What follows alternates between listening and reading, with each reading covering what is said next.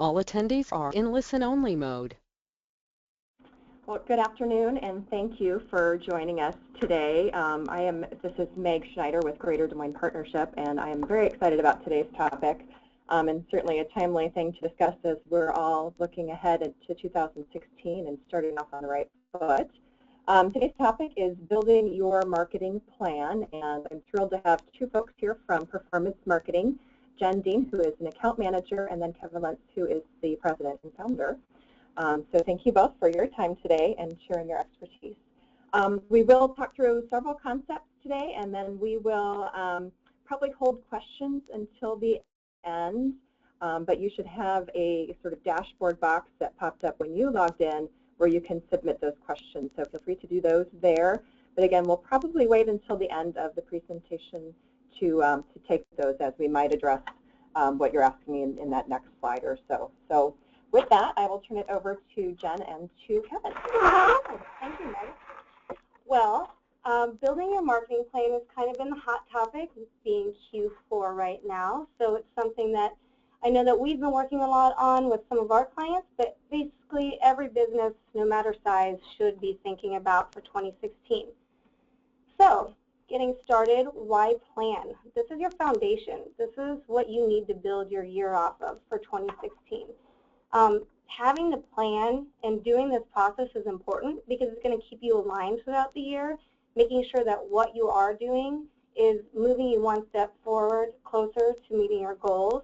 Rather than going rogue and doing a bunch of one-off items, you can spread your budget thin with no clear direction taking that route. So let's get started. How to get started? First, you need to determine what you're promoting. Is it a product? Is it a service? What's your organization? And then who needs to be in this planning meeting?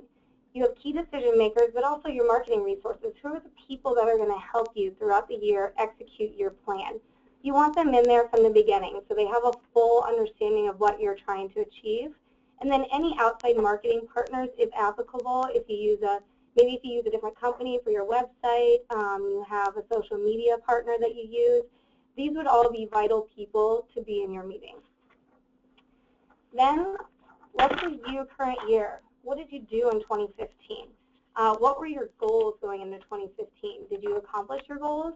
How did you support your goals? What initiatives did you take? Did you test different media tactics? Did you test different event ideas, different promotional ideas? How did you measure that? And then how did you perform? So kind of make a list of what worked, what didn't work, what you might want to expand on in 2016. Then you're going to conduct a SWOT analysis. This SWOT analysis is going to help you focus your marketing efforts and then better understand what you need to capitalize on for 2016.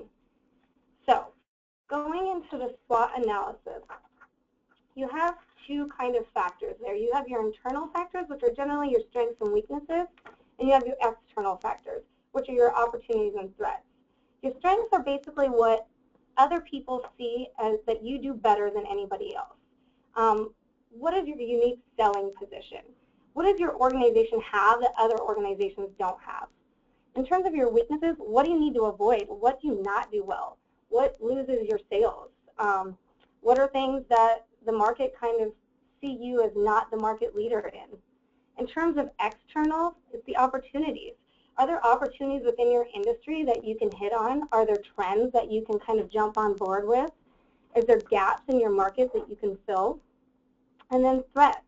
What are some obstacles you're going to face?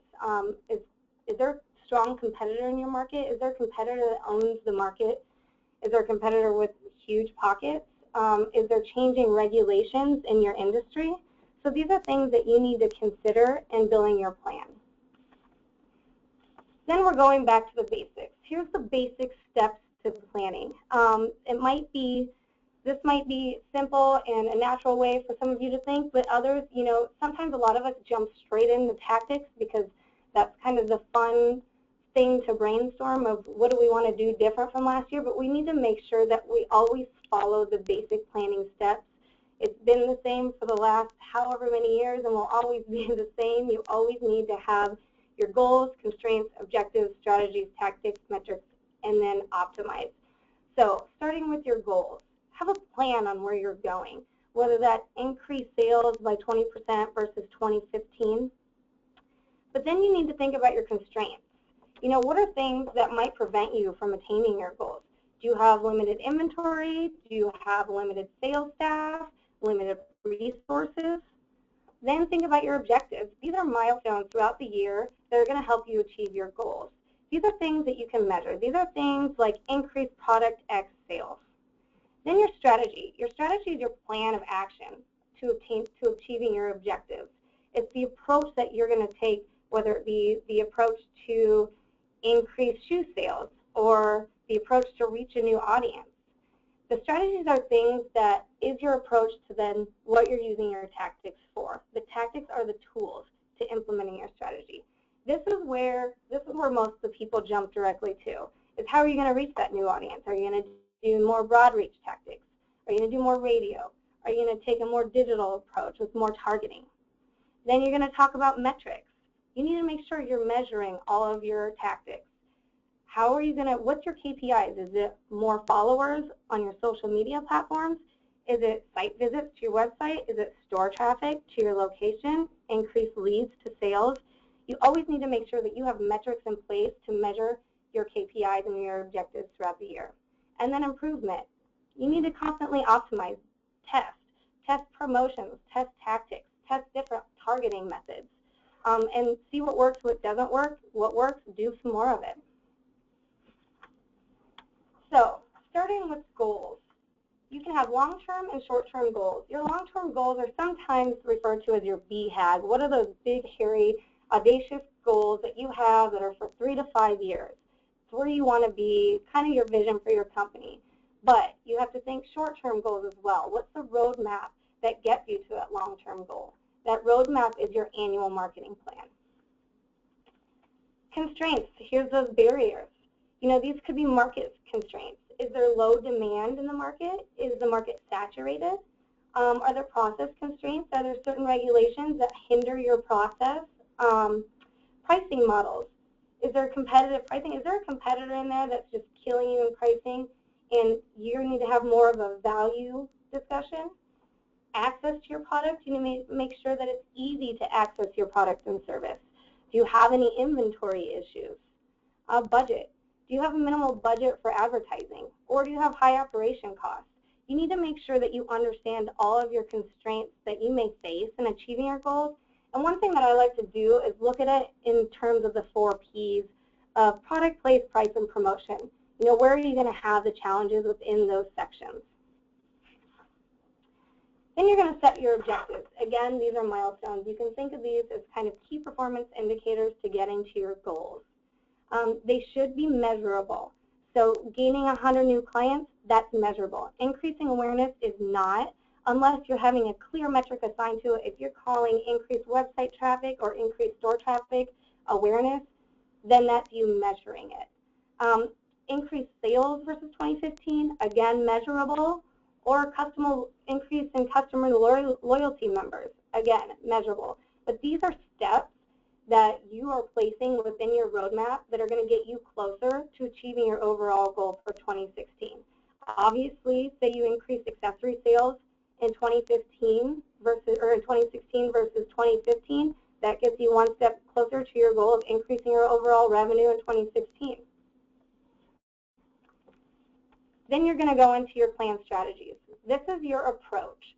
This is how you're going to achieve your objectives. So whether it's persuade new customers to switch from a current product, if they have a contract with a current product to use your product, in your strategy, you're always going to have to know what your differentiators are. And this goes back to your SWOT analysis. What are your strengths? And then where's your opportunities? Why are people going to buy or use your service or product versus somebody else's? What can you take advantage of and capitalize on to get that business? What kind of business are you? Are you a new product to a new market? Are you a new product to a current market? Are you introducing a new product that is kind of never been used before or heard of before? So different strategies that you can take or approaches you can take can be things such as driving steady media coverage or educating current customers of your services, educating new customers, or simplifying an enrollment process to make it easier to convert. Then you're going to go into the fun part, the brainstorm of tactics. So this is where everybody usually wants to jump right into. Let's think about doing some radio ads in 2016, or let's do digital. But we really need to make sure that these tactics align with our strategy, our objectives, and our goals. Otherwise, we're just throwing money out. Otherwise we're just shooting a dart in the air and hoping that it works. But if we make sure that everything is fully aligned with our plans and succinct, it's all going to come together. So you need to prioritize. So is it going to make a high impact? Is it going to look at impact and cost? High impact, low cost, there's your low-hanging fruit. High impact, high cost, those are the things you need to prioritize. What's going to make the most bang for your buck on that? Objective or budget, of course, keep the budget in mind when you're determining what's most important. Also, understanding your audience is extremely important. Where are they? What do they care about? How do they make their decisions? What's their customer journey? We need to understand the best way to reach our audience and then put these tactics up within our brainstorm session. And also your market. What's your competition doing? Do you have a competitor that's on the radio all the time and has big pockets for broadcast budget? Is it probably not the best idea to try to compete with that and just saturate the airwaves? Probably not. You might want to consider digital. So these are the type of things that you need to keep in mind. When we brainstorm tactics, what we like to do is create a chart. In the chart, you have along the axis impact, high to low impact. Then along the horizontal axis, you have cost. This is both time and hard cost. This helps you give a visual of where your low-hanging fruit is and also where you need to prioritize. You might have a ton of tactics during your brainstorm that are all high cost, high impact. That's where you're going to have to start prioritizing based on your budget. But you might have some high cost, high impact, low cost, where that's where your low hanging fruit. And those are the givens. Those are the first ones that you line up for your tactics for 2016. So an example of how this all works together. Say you're making a widget and you want your widget to be the category leader in the local market. Ultimately, what you need to do is gain 100 new customers to get closer to being the category leader. Your strategy to that is persuade your buyers that your widget's the best based on performance and affordability. Again, that's going back to your SWOT analysis. Performance and affordability were probably two strengths that you had in there. And then tactics. So your creative messaging needs to support that strategy. It needs to support that messaging of performance and affordability, and you can do that through different social media channels or radio or PR, direct mail. Another example would be, say you want to increase your revenue by 10%. Say you're an office supplies, facility supplies, office furniture company.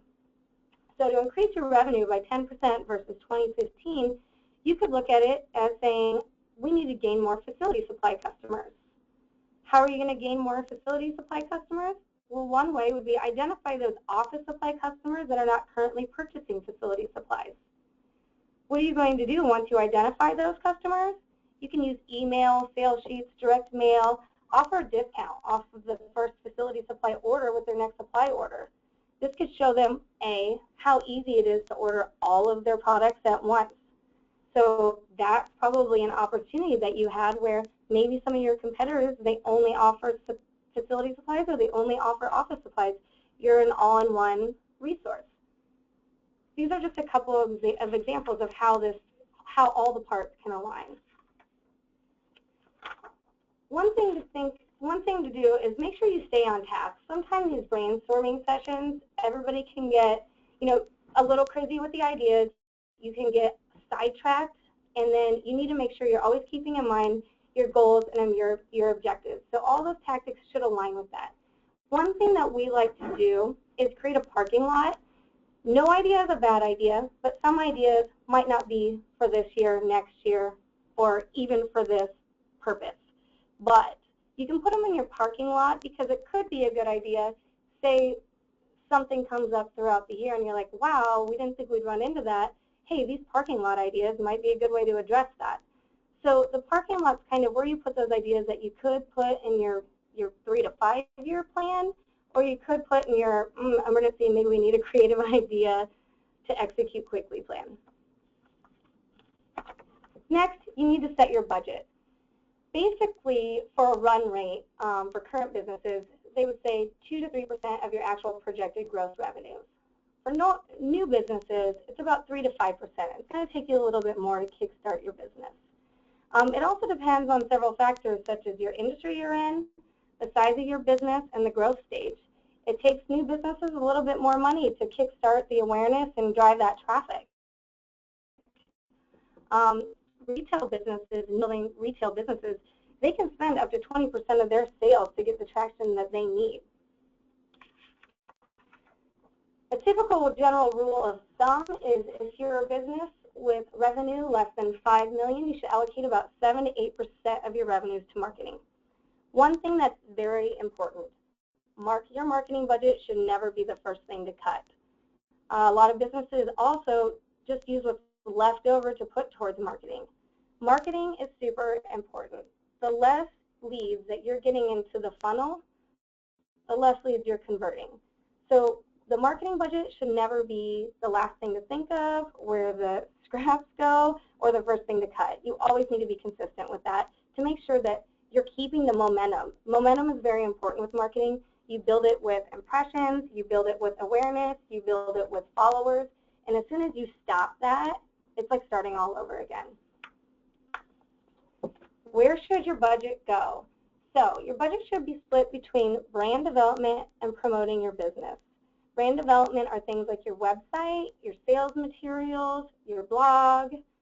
Promoting your business are things like advertising, promotions that you're doing, events that you're holding.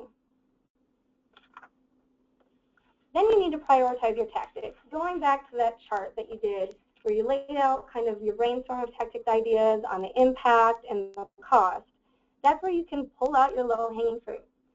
Then look at timing. Are there certain parts of the year that are more important than others? Do you have seasonality that you need to follow with where you align your tactics? Do you have key selling months where if you need to make those months to make your year, make sure you're aligning your tactics accordingly. And then alignment, again, making sure your tactics always align with your objectives and your goals. This is just kind of a chart to show you the difference between the media types. So you have your paid, owned, earned, and it's good to think of this as separate because you need to make sure you're touching every part of this. So you're paid, you're reaching out to strangers. You're trying to get more of those leads into the funnel. You're doing that through your advertising, whether it's television, radio, digital, direct mail, email. That's your paid media. Your owned is current customers. Those are people that you're already talking to. That's your website. That's your brochures. That's your store. That's your microsite. It's any apps that you have. Your earned, those are your followers. Those are your fans. Those are the people kind of in the middle of the funnel.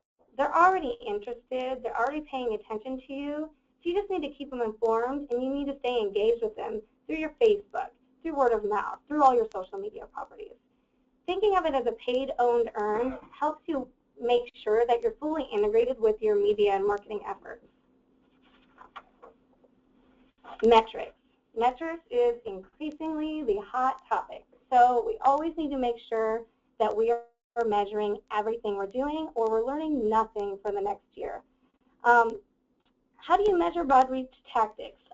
That's one that you can just, as soon as you decide how you're going to measure it, stick with it and do it year over year. Then you can look at trends. So if you want to use your website traffic or store traffic as how you're measuring your broad reach traffic, use it, but be consistent year over year so you can do your trend, your year over year trend lines. Where are you going to drive customers? Make sure that your call to action is clear. Where do you want them to go and what do you want them to do? Your website needs to have a clear call to action on it of what you're going to consider conversion. Your website is a great tool for measuring. So you just need to define these metrics up front to make sure that they're consistent throughout the year because this is how you're measuring your objectives. This is how you're measuring your tactics. This is how you're testing different tactics and promotions, is being consistent with your metrics. So Next step. This is where it all comes together, full circle. You have your goal, you have your objectives, you have your strategy, and you have your tactics. Now you need to lay out that promotional calendar. These are kind of events you're going to plan, whether it's following that seasonality or key selling months. And then under that promotional calendar, there's your message strategy. What are you going to say during those key months? How are you going to persuade during those key months? Then your communication calendar. This is what you can use for your social media pages and your creative assets. Basically, your communication plan. It's good to have a communication calendar for all of your social media pages, so you can make sure you're not just in a rush, week to week. Oh my gosh, what do we say? You have a plan, and that plan aligns what your objectives and your goals are. That a plan aligns with your strategy. So it really helps you be more efficient in your marketing efforts overall. Then your marketing calendar. That's when you start laying in your tactics. Those tactics should be aligned with that promotional calendar, what your message is, and how you're trying to get them to convert. Then you start reaching out to your local media reps. You want to start negotiating rates. You want to start getting plans. A lot of times you can use some of the data that they have on hand that you might not have the tools yourself to have. They can give you audience data. They can tell you, what the key demographic times are of what they're doing, how they're using it. But when you want to have plenty of lead time because you're going to get better rates and placement. When they know you're in a pinch, you're going to pay a premium, and you're going to have limited space to choose from. And also, always determine your call to action. Always make sure it's clear where you want them to go and what you want them to do. Make sure before you leave this meeting, you have assigned tasks and due dates and task leaders. Everybody can't do everything themselves. So use a team. Use what you have for your resources.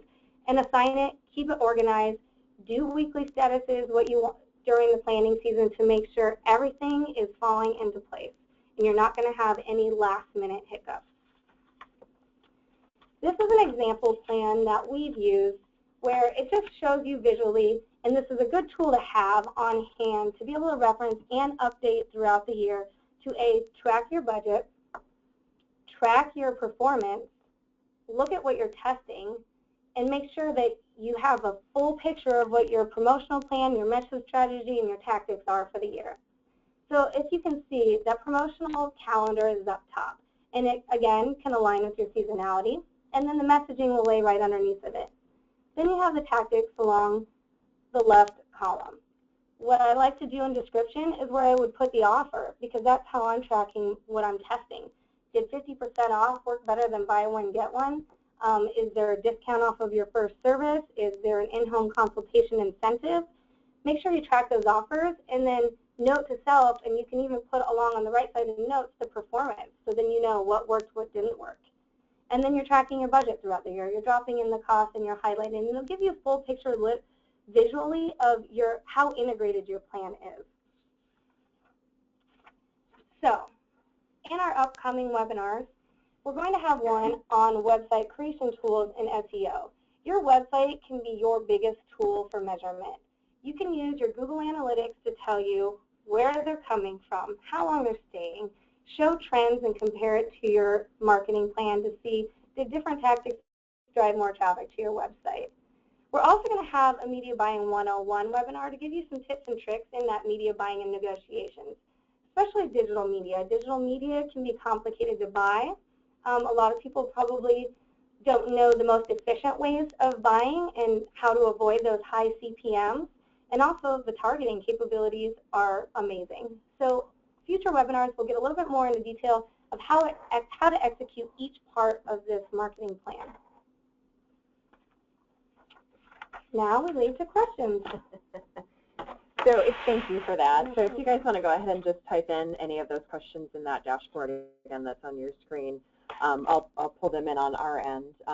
I know a couple things that stood out to me. One is I love that you gave us kind of a rule of thumb of what to even invest in your marketing efforts. I think that's really hard for us sometimes to even know or have a ballpark range. So that was a really helpful tip, I think, from my vantage point. And the other thing I know it's really hard for us, especially most of the folks on the call today, are small businesses. And you have, what, 1,000 fires that pop up every day. But truly making the time to sit down and invest a couple hours in this plan is really important, because then when things are really chaotic in your busiest season, you have this sort of framework already built out that you can just go back and refer to quickly and keep things moving. So a couple hours in advance really, I think, pays off dividends down the road. It's hard, I know, I get it, to find those hours, but it's really worthwhile. So kind of waiting for, you okay with testing? Okay. I should note, and I didn't when we started, that this is actually, the webinar is recorded, so we'll have a video linked on our website later, and we'll share a PDF of those slides too. So thanks to Performance Marketing for giving you that framework. There's lots of great tips on those slides, so thank you for sharing that. Yeah, and another thing that we can also share is that example plan document. It's just a simple Excel spreadsheet, so we can share that as well, where you can just use it as your own and plug and play as you wish. We do have a question here, and it's asking about how have you in the past worked to facilitate discussion when you've got individuals at the table that have perhaps different goals and strategies that they want to pursue? How do you work through those? We run into that often with a lot of our clients. That's actually one of the hardest things, is making sure you're all aligned on the goals.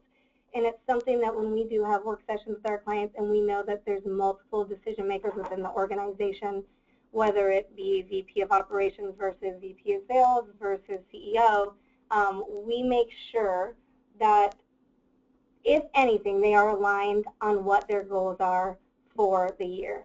We can change objectives to please people, but as long as they're tied to that ultimate goal that everybody is aligned on. And I know that's difficult, I know it is, but everybody needs to find alignment in terms of their goals. And it can even be as simple as doing kind of an de facto survey where everybody just kind of writes them down and sends them into one kind of scorekeeper, so that somebody doesn't dominate the conversation in a room. And that way you can make sure your goals are aligned, because people have actually put them in writing, send them to one source, and then somebody can sort through those. Mm-hmm. Yeah, using a third-party person who doesn't have, you know, any influence within the situation could help. I think one of the other key things I took away from this as well was really taking time to dig into who your customer really is. I mean, so many of us, it's so easy to say, well, everyone needs my services. If I'm a financial planner, everyone should be investing in their retirement, right? Or if I have a business that offers personal services, you know, everyone technically needs those things. But really, I think you do have to take the time to drill down further. So if you're a financial planner, do you want a YP and get them in early before they perhaps have a ton of money to set aside, or do you want the 40-plus population who has finally paid off their student loans and maybe has a little more to invest? So I think you really owe it to yourself to not think that everyone is a customer, but to really drill down and then figure out where those people are and how to get in front of them. And that's so key. That's one of the things we'll cover in the media buying tips and tricks, because there are a lot of tools that are accessible for media buying, that is media research tools, and that will give you more insight on, if you know your basic demographics, where they are in your market, what they're reading in your market, what they're using in your market, what the best way to reach them is. Also, I do know there's a couple of data companies here in town that is really great at, I would say, clustering who your clients are based on basic contact information, and it can get down to what publications they're reading, what their interests are in terms of arts and culture, and it's super insightful. BDE is one of them in the East Village that he is really great at taking your current customer list and clustering them to show you exactly who those people are and the best ways to speak to them. And one more thing on top of that, May, that also where that SWOT analysis plays, because if that's your strength, if your strengths are YP, then that's what you want to continue to do, is leverage your strengths. So if you're not good at a different, so really profiling who your existing customers through that whole SWOT process will really help you provide that direction and guidance. Perfect. Okay, I don't know that I have any more questions popping up here, so you must have covered it all. Yeah. Awesome. Or have us also thinking, oh boy. No, well, if you have any additional questions, please feel free to contact me. My contact information is on the last slide. I'm always open to help and answer any questions, coffee, anything that anybody needs. Perfect. And this is, again, such a great topic too, because the from my standpoint, getting the word out is particularly challenging with all of the different channels you have now. So you really have to take some time and think about where to best focus those efforts. So, well, thank you for all of you on the call for taking some time over to your lunch hour to listen in today, and thank you to Kevin and Jen for sharing your expertise here. Thank you. Certainly appreciate it. And again, these will be linked online later. Your follow-up email from the webinar software will have the direct link to that. And then stay tuned for, again, those subsequent sessions coming in 2016. Thanks so much, and have a great afternoon.